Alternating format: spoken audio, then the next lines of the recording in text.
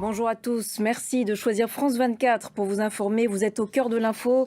On est ensemble jusqu'à 21 h de Paris. Voici les titres de ce dimanche 14 juillet. L'Amérique sonnée. Des images qui vont assurément marquer cette campagne à la présidentielle 2024 aux États-Unis. Donald Trump, le visage ensanglanté, le seul Dieu a empêché l'impensable de se produire, a affirmé le candidat républicain à la Maison-Blanche. Son mobile reste inconnu. Selon des médias américains, des explosifs auraient été retrouvés dans sa voiture. Par ailleurs, l'arme qu'il a utilisée a visiblement été acquise légalement par son père. On va rejoindre à Washington notre correspondant Mathieu Mabin. Oui, effectivement, et c'est un choc à rebond. Merci beaucoup Mathieu pour ces précisions depuis Washington. Et le président Joe Biden s'est entretenu hier soir avec Donald Trump. Il s'est dit soulagé d'apprendre qu'il aille bien.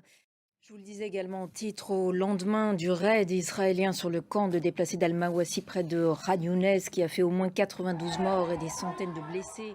La confirmation donc pour Rafah Salama qui était donc visé dans cette frappe. Pas d'informations en revanche sur le sort de Mohamed Deif.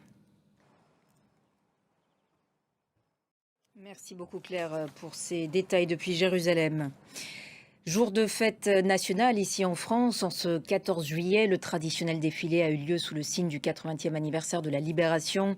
Mais l'olympisme était également mis à l'honneur pour cette édition 2024 à moins de 2 semaines des JO de Paris. La clôture du défilé militaire qui a eu lieu avenue Foch et non avenue des Champs-Élysées en raison des JO a d'ailleurs été consacrée aux valeurs communes entre les armées et l'olympisme. Reportage de nos confrères de France 2.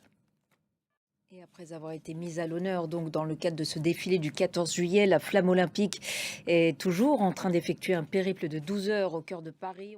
Bonsoir Benoît, la flamme poursuit donc son parcours. Elle passera ce soir la nuit à l'Hôtel de Ville.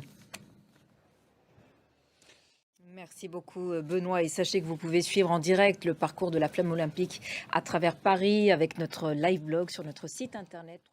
On se retrouve dans quelques instants, à tout de suite.